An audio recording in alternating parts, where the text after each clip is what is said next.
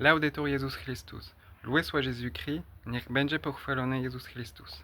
En troisième, je l'ai dit en polonais parce que je suis un père de famille installé depuis bientôt 11 ans un peu au sud de Varsovie. Je suis donc un catholique de constat sédévacantiste depuis l'été 2020. Pour la petite histoire, c'est lorsque j'ai été confronté au gel hydroalcoolique à la place de l'eau bénite à l'entrée des églises, même si j'avais cheminé bien sûr avant, même la période de mon mariage en 2017. C'est à ce moment-là que je me suis dit qu'il ne pouvait pas y avoir de messe valide dans ces lieux. Alors je suis un pur produit de l'église conciliaire. J'ai été baptisé bébé, première communion. J'ai été confirmé même à Rome en 2002 par le pseudo-archevêque de Rouen, même si je pense qu'il était validement ordonné, voire même sacré vu son âge à l'époque. Mais bon, j'ai fait ma confirmation conditionnée avec Monseigneur Sandborn en 2023 à Cracovie. Et donc j'ai été au Scout de France. Ma famille est même d'ailleurs une caricature d'exemple de l'église conciliaire parce que la principale raison que j'évoque pour mon expatriation en Pologne, c'est le divorce de mes parents en 2013. Donc voilà, l'amour vaincra grâce à la communion des divorcés en concubinage. Pas vrai, frère Paul Adrien. Mon témoignage sera peut-être assez intéressant parce que donc, je vis dans la patrie de Saint Wojtyła. D'ailleurs, amis sédévacantistes, si vous voulez avoir l'air érudit, le saint patron des Dymis, son nom se prononce Wojtyła, parce que le J se prononce J en polonais, le Y comme un E accent aigu, et le L est barré. Donc ça, L barré A, ça se prononce Wa. Voilà, donc Wojtyła. Et donc ce sera peut-être intéressant dans une autre vidéo d'en parler parce que c'est un pays très attachant que j'aime beaucoup. Mais depuis quelques semaines, quelques mois, années, les conciliaires conservateurs et une partie de la droite télévisuelle, on va dire, la droite CNews, exaltent totalement ce pays qui garde certaines qualités, mais il faudra que je revienne un jour sur la véritable pratique religieuse conciliaire, les taux de divorce, l'immigration évidemment, et l'indice de fécondité. En Pologne, ça pourrait être intéressant parce que, voilà, pour combattre certaines idées reçues. Alors, la chaîne, je l'ai intitulée Dédim et Théodora. C'est en référence à une histoire emblématique de ce livre que vous trouvez au collectif Saint-Aubert Bellarmin, Victoire des Martyrs. Un des premiers livres que j'ai acheté et qui est très recommandable parce que les livres plus théologiques et théoriques comme 60 ans de religion conciliaire par exemple, sont évidemment intéressants, mais au début pour fortifier sa foi ou pour amener des conciliaires à la réflexion puis à la conversion, ce genre de livre est vraiment une bénédiction parce que ça permet de... Parce que oui, il y a une fable depuis quelques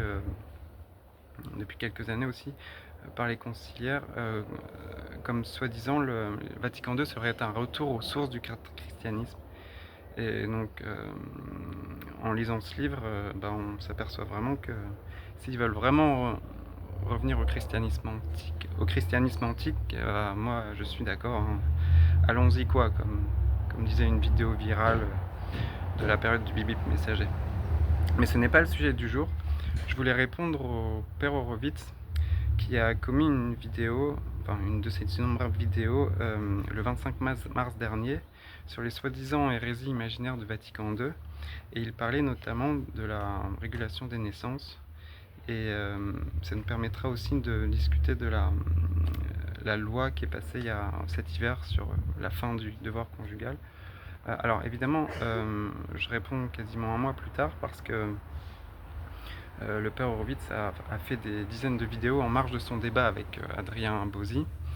Et évidemment, j'en ai pas regardé plus de 3 ou 4 pour deux raisons. D'abord, j'ai des enfants en bas âge et j'essaye de ne pas utiliser mon téléphone en leur présence. Et, et deuxièmement, en plus, même pendant le carême, j'essaye de ne même pas regarder mon téléphone le soir, ou très peu. Euh, voilà. Donc j'ai trouvé ça étonnant parce que paraît-il, à Paris, il y a de nouveau beaucoup de baptêmes d'adultes et la pratique religieuse conciliaire reprendrait. Donc normalement, un prêtre conciliaire devrait avoir des dizaines surtout à Paris, des dizaines de fidèles à confesser avant, surtout les 2-3 dernières semaines du carême, et plus les messes. Donc je trouve ça vraiment admirable ce que le père Horowitz est capable de faire. Appelons-le par courtoisie père Horowitz. Oui, c'est vraiment admirable sur une journée de 24 heures. Voilà. Alors, je vais m'appuyer sur un texte extrait d'un livre de catéchisme du père Barbara, qui est un abbé précurseur du sédévacantisme en France dans les années 70-80. Il est mort en 2002, je crois, à un âge très avancé. Et ce texte, je l'ai reçu de la chaîne Rosarium sur Telegram. Je pense que ça poserait pas de problème si vous la demandez. Et donc, je vais pas lire il y avait 7 pages, enfin, dans le texte qu'on m'a donné, imprimé. Je vais pas lire le début. Enfin, si je vais être très rapide sur le début, la première page et demie, parce que ça parle de choses, disons, un peu concrètes, donc, qui est peut-être pas utile à être entendu par d'autres personnes que des gens mariés ou fiancés. Et puis surtout, je pense que nous sommes d'accord avec le père Horowitz là-dessus. Voilà, enfin, je pense qu'il n'y aura pas de point de désaccord. Et puis c'est parce que franchement, si on avait autant de débattre avec Marlène Schiappa, quoi. Ah oui, et je voudrais aussi dire que Mathieu Lavagnard a fait une vidéo il y a 2 semaines environ sur le même sujet, enfin sur la contraception. Et alors pour être tout à fait honnête, il était moins scandaleux que le père Horowitz, mais ça sera l'occasion de revenir dessus aussi, parce qu'il s'est enfoncé notamment en évoquant des raisons psychologiques, affectives, une espèce de burn-out maternel pour l'emploi de la méthode. Lui dit Billings, moi j'ai Oginoknos, mais je pense que nous parlons de la même chose. Voilà, donc commençons. L'acte conjugal a été voulu par Dieu. Il est donc bon en lui-même, mais dans un mariage valide, cet acte peut être un péché. En accomplissant l'acte conjugal, les époux exécutent la volonté de Dieu sur eux, et ils ne représentent aucun péché pourvu que ne s'y introduise pas de désordre. Dans l'acte conjugal, le péché réside surtout dans le fait de rechercher et vouloir le plaisir en dehors de la finalité que Dieu lui a assignée. Celui qui fait de la volupté le but de sa vie, celui-là est dans un état de péché mortel. Qu'est-il permis et interdit aux époux en cette matière? Toutes les familiarités honnêtes, caresses, baisers, tout ce qui peut favoriser cet acte sans le compromettre sa finalité, est également autorisé dans le mariage. Ils peuvent en parler entre eux, s'y préparer, mais tout ce que dit l'acte de sa fin est interdit et constitue un péché grave. De plus, à chaque fois que, pour une raison ou une autre, ils ne veulent ni ne peuvent pas accomplir l'acte, ils doivent éviter tout danger de pollution, même chez un seul d'entre eux. Les excitations voluptueuses unilatérales provoquées par leur intimité sont dans la vie conjugale que des péchés véniels, mais si la seule manière de vouloir témoigner leur affection aurait été la cause d'une excitation, il n'y a aucun péché. Après l'acte conjugal, toute pratique qui empêcherait la nature de réaliser son œuvre est en soi un péché grave. Sous aucun prétexte, il est permis à la femme de se soumettre dans les instants qui suivent à des injections, lotions, lavements, qui risqueraient d'expulser la semence et empêcher une fécondation possible. Le mariage a pour fin principale la procréation et l'éducation des enfants, nous dit saint Thomas d'Aquin. Et donc Pie XII, le 23 mars 1944, on ne peut admettre l'opinion qui nie que la propagation et l'éducation des enfants sont la fin principale du mariage, ni celle qui prétend que les fins secondaires ne sont pas essentiellement subordonnées à la fin principale. mais sont également principales et indépendantes. Oui, d'ailleurs, le père Barbara s'appuie beaucoup sur des textes de Pie XII, notamment des discours aux sages-femmes. Nous allons le voir. Hommes et femmes sont donc appelés à s'unir dans l'amour qu'ils se professent l'un en leur cœur et en leur corps. Ce dont est ordonné à la fécondité. Le surnaturel prend et assume toute la nature charnelle et spirituelle de l'homme, en le restaurant et en l'élevant dans Jésus-Christ de manière admirable et insoupçonnable. Par le mariage, deux vies sont unies, et saint Paul ne place pas l'acte conjugal hors du mystère de la sanctification de l'amour, mais au contraire le considère comme l'acte le plus expressif de cet amour unifiant. Toute méthode contraceptive où l'acte de la nature est vicié par les artifices des hommes est donc un mal en soi, est considéré comme intrinsèquement pervers et donc strictement interdit. Pie XII, le 19 septembre 1956, discours aux médecins du deuxième congrès sur la fécondité. Le mariage unit deux personnes en une communauté de destin dans leur chemin vers la réalisation d'un idéal qui implique non pas la plénitude d'une félicité terrestre, mais la conquête de valeurs spirituelles, d'un ordre transcendant que la révélation chrétienne en particulier propose dans toute sa grandeur. Les époux poursuivent cet idéal ensemble, se consacrant à l'obtention de la fin première du mariage, la génération et l'éducation des enfants. L'Église a donc écarté toute conception du mariage qui menace de se replier sur lui-même, d'en faire une recherche égoïste de satisfaction affective dans le seul intérêt des époux. Elle écarte aussi l'attitude opposée qui prétend séparer dans la génération l'activité biologique de la relation personnelle des conjoints. L'enfant est le fruit de l'union conjugale quand elle s'exprime en plénitude par la mise en œuvre des fonctions organiques, des émotions sensibles qui y sont liées, de l'amour spirituel et désintéressé qui l'anime. La relation qui unit le père et la mère et leurs enfants a sa racine dans le fait organique et plus encore dans l'action délibérée des époux se donnant l'un à l'autre, et dont la volonté de se donner se développe et trouve son vrai dénouement dans l'être qu'ils mettent au monde. De plus, seule cette consécration de soi-même généreuse à son commencement et ardue dans sa réalisation, par l'acceptation consciente des responsabilités qu'elle comporte, peut garantir que l'œuvre d'éducation des enfants soit poursuivie avec tout le soin, le courage et la patience qu'elle exige.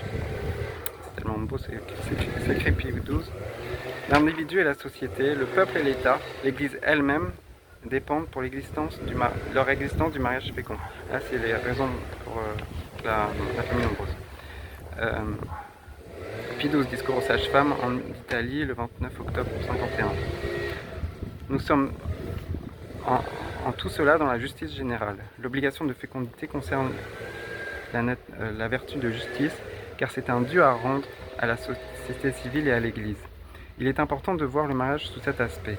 On insiste trop souvent aujourd'hui sur le perfectionnement personnel des époux, conséquence de l'inversion des fins du mariage dans le nouveau code de droit canon.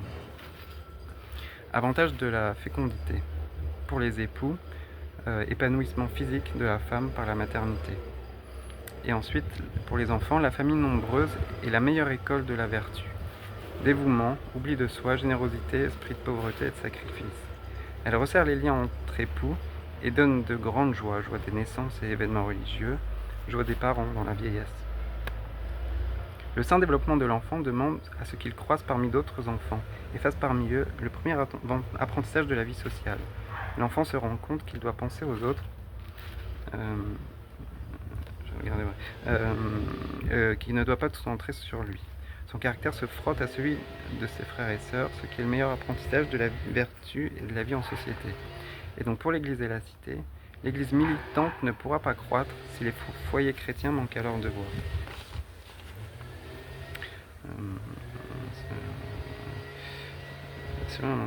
La famille nombreuse est sans doute le moyen le plus favorable à l'éclosion des vocations.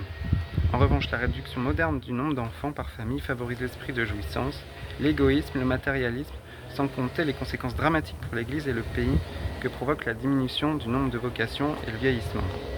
Vraiment visionnaire dans les années 50. Dieu a donné un commandement général, soyez féconds, pour le nombre d'enfants. La providence manifestera quel est le plan divin sur chaque foyer. Et là, nous arrivons à la phrase la plus importante du texte, je vais m'arrêter dessus. Les époux ne doivent pas signifier à Dieu à l'avance quelle quantité d'enfants ils désirent. Ils doivent se laisser guider jour après jour par la providence.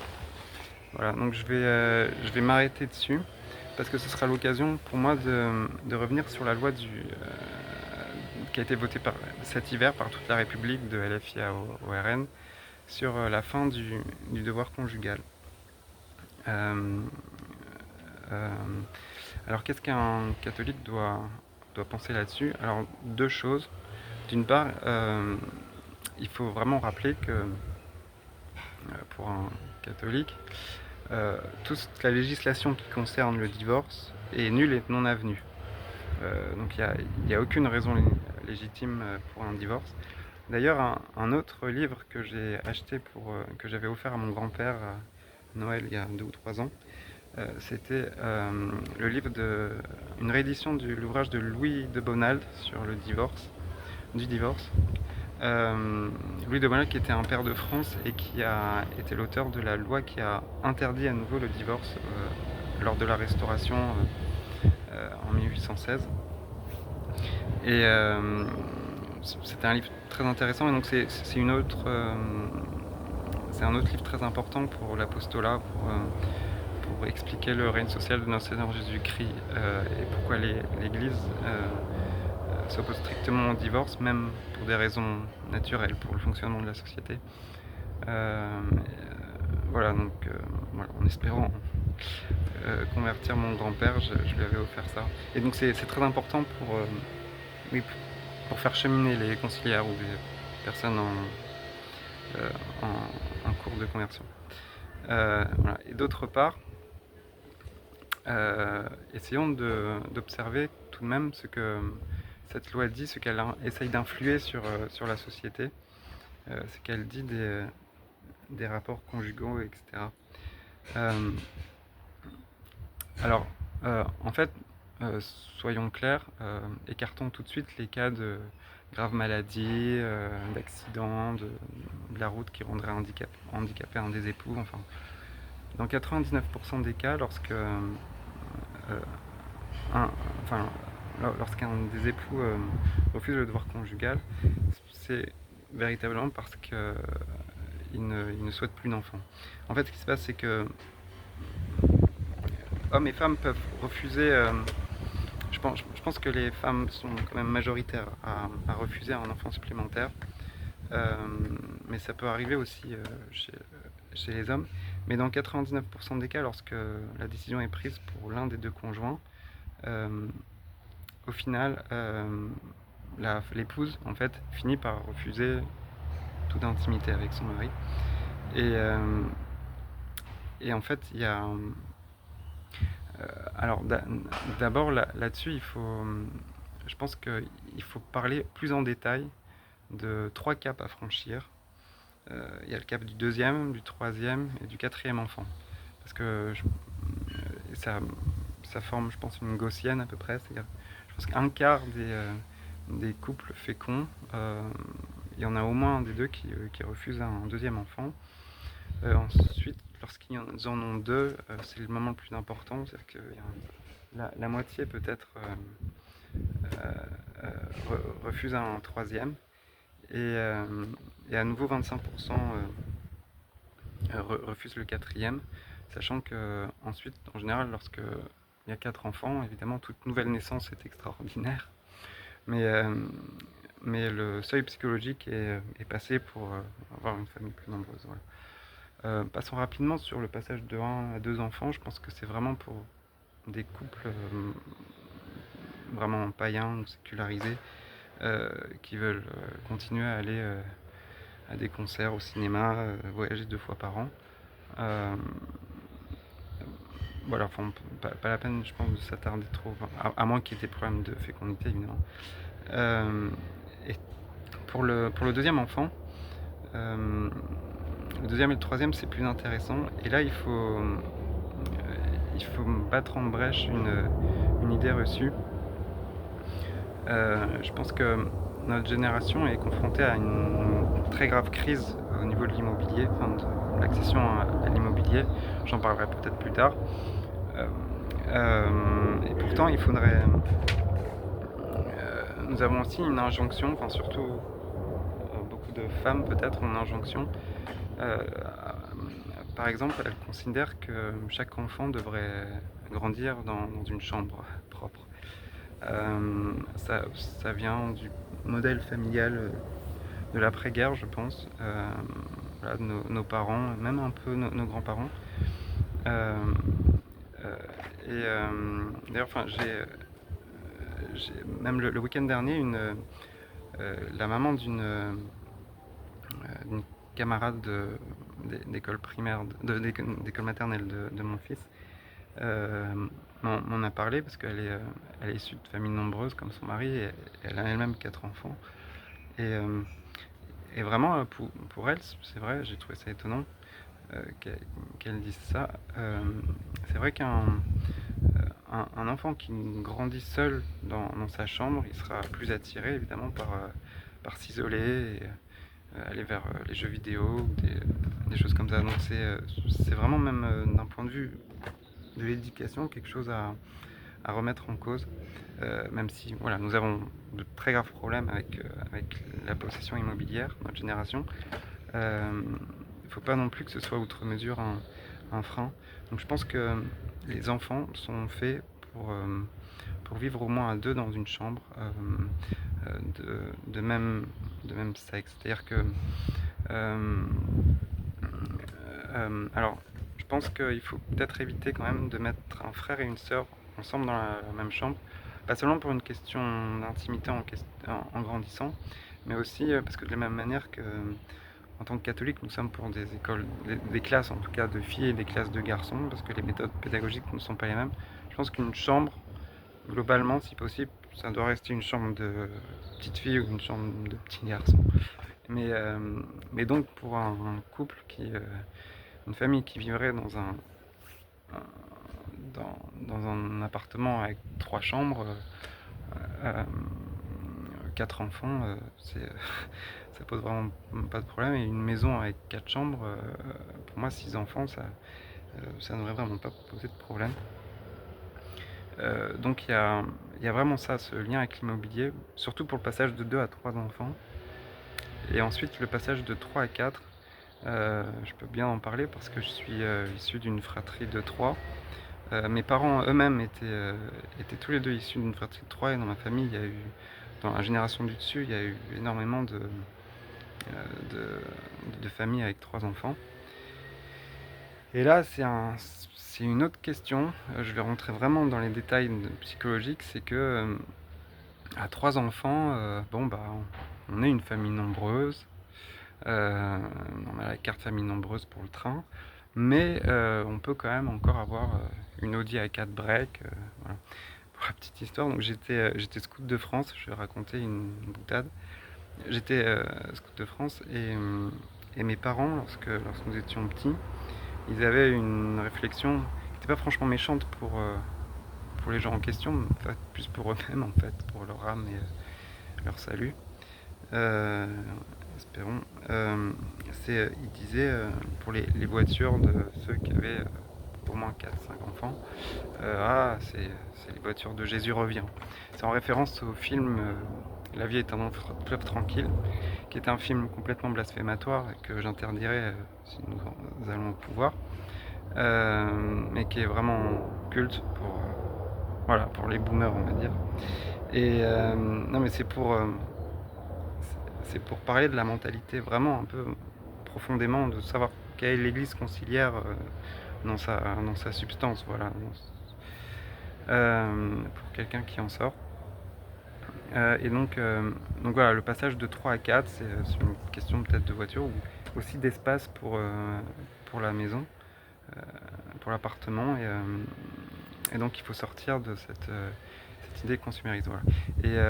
Et ensuite, à partir de 4 enfants, je pense que l'épouse est consentante pour plus. Et alors, qu'est-ce qui se passe dans ce cas-là? Alors, il y a deux solutions. Soit, lorsqu'ils refusent le devoir conjugal, soit ils sont totalement païens, sécularisés, ils n'ont aucune idée de la doctrine de l'Église, et ils se mettent à utiliser la contraception. Et là, il faut bien comprendre pourquoi la contraception est interdite par l'Église de manière psychologique profonde. Alors évidemment, c'est d'un point de vue théologique, doctrinal, c'est une rébellion contre le plan de Dieu. Mais même, il y a toujours une raison pour laquelle le bon Dieu nous donne nous demande cela, c'est que en fait l'acte conjugal est, enfin, pardon, lorsque enfin, l'acte conjugal avec contraception et comme d'ailleurs extra-conjugal, fornication, adultère, etc. Ça rétablit un rapport de force dans le couple, en fait. Le vocabulaire courant, d'ailleurs, le vocabulaire vulgaire, parle souvent du vocabulaire autour de ce dont on parle, pour évoquer les rapports de force, le sport, la guerre, voilà. Et en fait, c'est plutôt à raison, effectivement, pour des relations extra-conjugales ou avec contraception. Ah, mais alors que euh, pour, pour remettre en cause un peu un discours peut-être un peu fémino-centré, pas féministe, de certaines,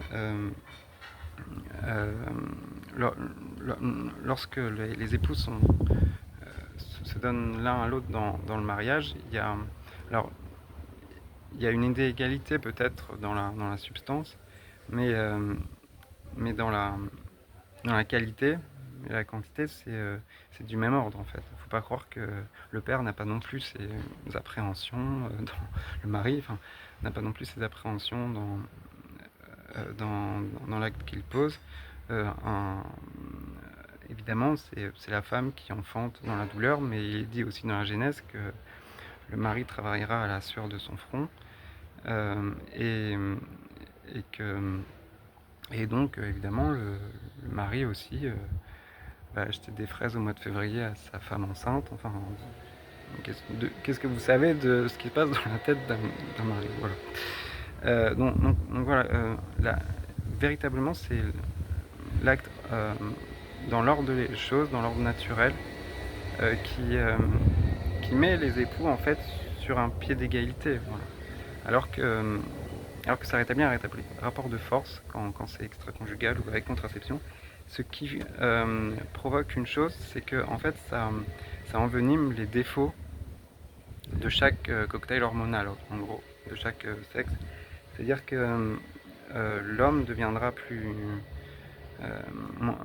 indélicat, voire cynique, nihiliste. Il peut même avoir à terme des problèmes d'alcool, ou je sais pas. Et la femme deviendra plus nerveuse, voire hystérique et vénale. Ce qui voilà, donc les défauts sont envenimés, et ce qui en fait conduit au refus, dans 99% des cas évidemment, de l'épouse du devoir conjugal, parce qu'elle sera toujours plus frustrée en fait, si aucune vacance ne la contentera, etc. Donc, donc il faut bien comprendre à quel point, même d'un point de vue psychologique et de vie conjugale, la contraception tue l'amour en fait. Alors après, pour ceux qui ont une éducation un tout petit peu plus chrétienne, on va dire, ils entendent parler de la méthode Oginognose. Mathieu Lavénia a dit Billings, mais nous parlons de la même chose, je pense. Et là, il faut vraiment savoir de quoi on parle. C'est-à-dire que pour un cycle féminin normal, en gros, ça veut dire que nous devons rester dans la continence du 8e au 18e jour, on va dire. Et c'est vraiment, je pense, un manque de... En fait, pardon, ça veut dire, pour parler en termes poétiques, on va dire, que la femme doit être en continence durant la fin du printemps et l'été de son cycle. Voilà. Elle aura le droit au début du printemps et à l'automne. En fait, ce qui n'est pas une solution du tout à long terme. Nous allons voir donc les solutions ce que dit l'Église d'avant Vatican II là-dessus, c'est-à-dire que voilà, il est impensable de la part d'un mari aimant et compétent de dire d'imposer à sa femme une dizaine de fois par mois, 5e, 7e, puis 8 fois du 18e au 28e jour. Je trouve ça inconcevable lorsque les époux ont recours, même en ayant le droit, à ces méthodes, à cette méthode. Donc c'est vraiment, euh, ouais, je peux comparer ça un petit peu, vous savez qu'un mari, normalement, lorsque on passe un samedi dans un centre commercial ou sur un port, ou, euh, en hiver, toute la famille pourrait manger une glace, enfin en été toute la famille pourrait manger une glace, ou en hiver un chocolat chaud. Et, évidemment, éventuellement le père se sacrifie parce qu'il préfère donner ça à la quête, et donc surveillera la glace du petit dernier, pas qu'elle coule. Euh, et, euh, et donc enfin, il est heureux lui-même que ses enfants et sa femme se délectent d'une glace, voilà. Mais il est tout à fait un mari, tout à fait capable de se faire ce sacrifice de la même manière. Une épouse, mais on peut pas imaginer plus d'une à deux fois par mois dans ces cas-là, je pense, peut éventuellement consentir est heureuse que son mari l'aime tellement, et voilà. Alors que pour elle, enfin, les femmes ne sont pas des mammifères comme les autres. Elles sont capables de consentir à d'autres périodes que la, la pure période de l'ovulation, mais, euh, mais vous voyez de quoi je parle. Voilà, c'est bon. Et donc, même dans ces cas-là, si le couple prend ça pour une solution miracle, non, évidemment que ça n'est pas une solution miracle. Ça n'est pas ce que demande l'Église, et je pense que dans des couples conciliaires légèrement sécularisés, la femme finit par elle-même ne plus vouloir parce que voilà, ça n'intéresse plus. Alors je vais continuer. Il y a des époux qui désirent des enfants et n'y arrivent pas. Ils doivent persévérer dans la prière. Pardon. Euh, et si la providence ne le permet pas, la mission des époux demeure la fécondité, une fécondité apostolique. Jamais la vie sans enfant ne peut être un égoïsme à deux. Dans son discours aux sages-femmes, Pie XII évoquait comme motif sérieux pour la limitation des naissances l'indication eugénique, médicale, économique et sociale. Alors l'indication médicale, c'est la crainte fondée qu'une nouvelle maternité ne mette la vie de la mère en danger. Seul un médecin qualifié et consciencieux peut donner une telle indication. De plus, les époux doivent savoir que de l'avis des médecins compétents, le pronostic d'un tel risque est très aléatoire. Si au dire d'un médecin consciencieux le danger existe, on peut utiliser la méthode Oginognos, euh, euh, aussi longtemps que le danger persiste. Ensuite, l'indication eugénique, là j'ai résumé, c'est notamment parfois des couples qui découvrent que leurs groupes sanguins sont incompatibles. Mais je crois qu'il y a des médicaments pour ça. Bref. Oui, il y a une tante de mon épouse d'ailleurs qui a eu ça, qui a été confrontée à ça. Ça doit être franchement triste d'apprendre à des fiancés que leurs groupes sanguins sont incompatibles, et donc lorsque donc ils ont un très grand risque de donner naissance à des enfants tarés sur le plan physique ou mental. Voilà, donc évidemment l'indication eugénique peut justifier d'avoir recours à cette méthode. Et ensuite, par indication économique et sociale, il ne faut pas entendre la simple appréhension de ne pouvoir élever une famille plus nombreuse, ni non plus la perspective d'être gêné sur le plan financier ou social par une nouvelle naissance, ni enfin le sentiment qu'il vaut mieux élever peu d'enfants pour leur donner une meilleure situation sociale, une meilleure éducation. Ça, c'est vraiment très présent chez nos parents boomers, c'est-à-dire pour leur donner à chacun des cours particuliers, des activités sportives, bref, donc il vaut mieux avoir peu d'enfants pour, voilà, pour leur faire plus plaisir, et une meilleure situation sociale. Par indication économique et sociale, il faut entendre une situation de fait obligeant les époux à constater que dans l'état actuel de leur situation économique et de leurs conditions sociales, ils n'ont moralement pas le droit d'avoir un nouvel enfant. Cette situation de fait, il appartient aux époux de l'apprécier en conscience et sous le regard de Dieu. Chaque fois qu'elle existe vraiment, elle constitue une indication économique et sociale autorisant à utiliser en sûreté la méthode Oginoknos, aussi longtemps que malgré leurs efforts, vous voyez le ton, leur situation reste inchangée. En conclusion, les époux se rappelleront que dans l'utilisation de cette méthode de continence périodique, leur intention seule est en cause. Non pas la raison apparente, celle qu'ils donnent aux autres et se donnent peut-être à eux-mêmes, mais la raison profonde, la raison vraie, celle qui les pousse à adopter cette méthode. Qui n'oublie jamais que s'il leur est possible de tromper un médecin ou un prêtre, s'ils peuvent finir par se tromper eux-mêmes, il en est un qu'ils ne tromperont jamais, c'est Dieu, souverain juge de toutes choses, auquel ils rendront compte un jour de la conduite de leur mariage. C'est donc sous son regard qu'ils doivent prendre leurs décisions. Ensuite, mariage et continence. La continence consiste à s'abstenir volontairement de l'acte conjugal, pendant une certaine période, si c'est utile à l'âme, nécessaire à la santé et l'équilibre de la famille. Elle est possible avec la vertu de tempérance, qui a pour fin de réguler les appétits de la chair, selon la droite raison.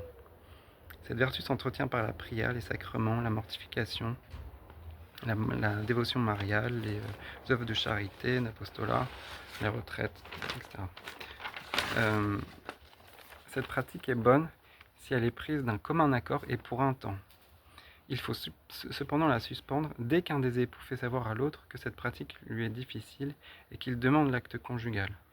Ah, on n'est pas vraiment dans un discours du Figaro Madame, là. Il y a un devoir à ce moment-là, en justice, d'accéder à cette demande. Continence totale et temporaire.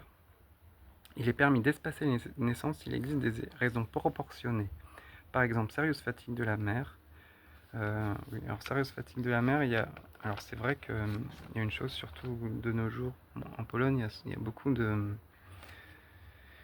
Malheureusement, il y a beaucoup trop de césariennes qui sont appliquées de manière injustifiée, et ensuite les naissances suivantes, c'est compliqué de faire par les voies naturelles.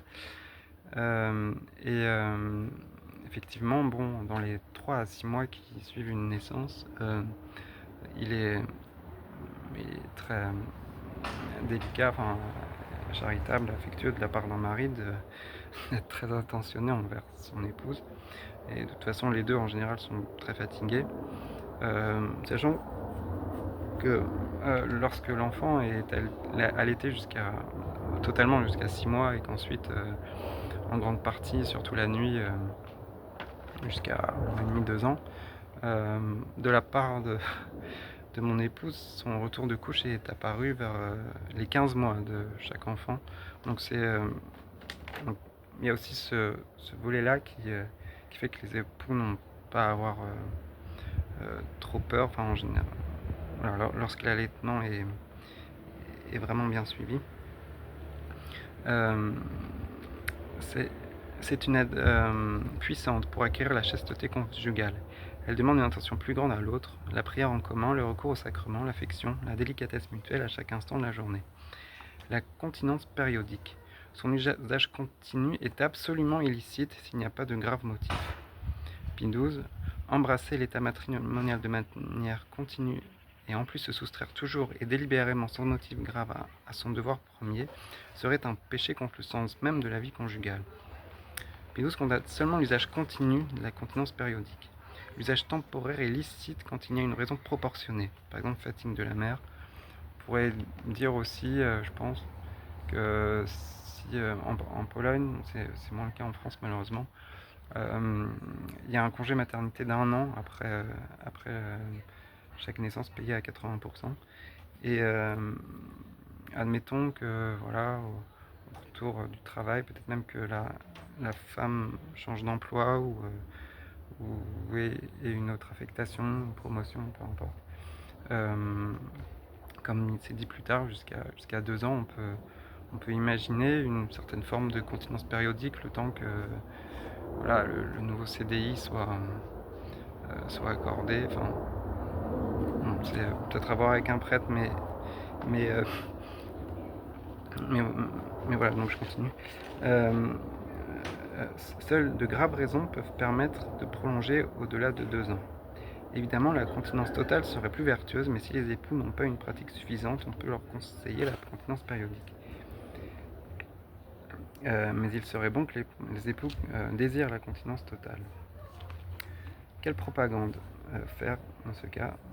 Dans son allocution aux sages-femmes, Pie XII recommande de ne pas se laisser conduire à une propagande injuste et inconvenante. Cette attitude n'est pas celle de Rome aujourd'hui. Le cardinal Gagnon, en juin 1986, au congrès de la Fédération internationale d'action familiale, adresse un message en employant la formule de procréation responsable, en donnant pour unique condition la méthode naturelle, l'acceptation du cycle de la femme, le dialogue, le respect humain, la responsabilité partagée et la maîtrise de soi, et il passe sous silence les graves motifs évoqués par Pie XII. Et donc là, avec le cardinal Gagnon, on est vraiment dans Marie-Claire, enfin dans Figaro, Madame. Oui, donc ça me permettra de répondre à Mathieu Lavagna. Il était un peu moins scandaleux que le père Horowitz, mais il évoquait aussi, par exemple, des raisons psychologiques et un burn-out maternel. Il parlait de burn-out maternel. Alors, moi, le mot burn-out, je vois qu'il est utilisé surtout dans le domaine du travail, dans le domaine professionnel.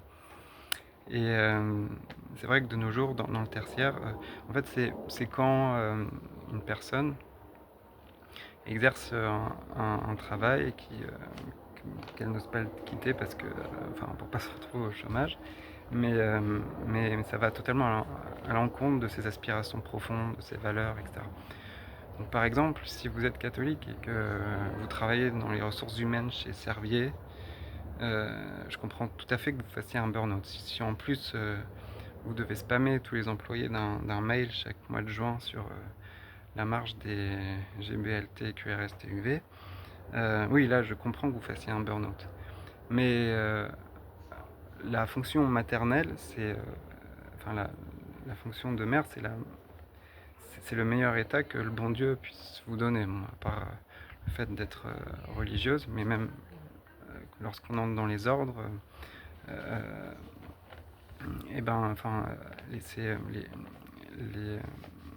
les religieuses exercent même une maternité apostolique, on va dire, spirituelle. Donc non, c'est le meilleur rôle assigné par le bon Dieu, celui de mère. Donc là, je ne parle pas évidemment de fatigue. Même d'ailleurs, si vous avez des enfants en bas âge et que vous avez l'énergie d'aller 2 fois par semaine à la salle de sport, c'est vraiment que vous n'êtes pas assez assidu dans votre rôle de parent.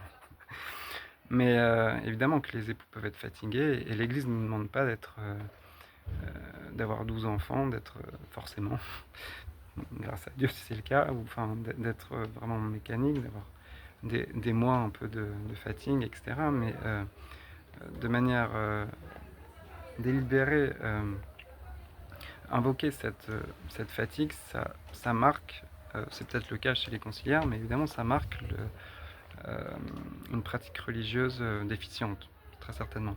Parce que disons que l'amour, c'est un acte de volonté, évidemment, et parfois la volonté, surtout avec le monde extérieur, entre en confrontation avec les émotions, mais bon, moins le cas déjà dans la vie conjugale et familiale a priori, et même avec les grâces du bon Dieu et une pratique religieuse suffisante, même les émotions en général finissent par s'accorder avec la volonté. Voilà. Donc vraiment ces raisons évoquées, je trouve ça au-delà de 2 ans pour le dernier enfant, je trouve ça vraiment étrange. Voilà. Voilà. Et enfin, la surpopulation, ça c'est intéressant aussi. La surpopulation n'est pas une raison valable pour diffuser les méthodes illicites du contrôle des naissances.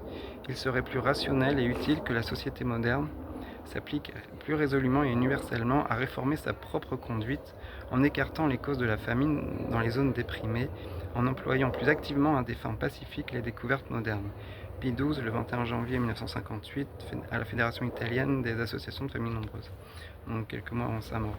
C'est vraiment très visionnaire et c'est vraiment pour dire que, alors certes, si les sociétés mahométanes ou hindoues ont des difficultés à assumer une population très nombreuse par leur modèle social et familial, ça n'est pas le problème des catholiques. Voilà.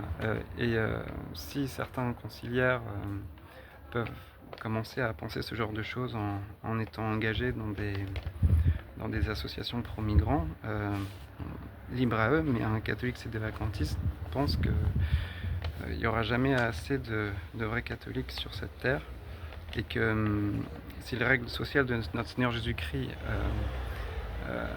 étaient répandues dans le monde entier, nous pourrions être 100 milliards d'êtres humains avec l'intelligence humaine et la charité qui serait répandue. C'est vraiment pas une raison, en tout cas c'est vraiment pas une raison pour nous autres, c'est des vacantistes. Voilà. Donc en conclusion, lorsque nous lisons ce texte, évidemment le père Horowitz, là avec ses raisons honnêtes, était très incomplet. Voilà. Et d'ailleurs le texte de Mathieu Lavagna, c'était un document pontifical, je crois, de 1997, qui n'a pas franchement été médiatisé, que pas grand monde n'a lu, et ça concernait deux lignes, ces raisons invoquées.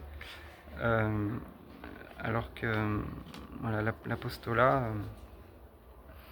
le vrai apostolat catholique, c'est de dire que cette méthode de l'imitation est vraiment à proscrire dans la mesure du possible.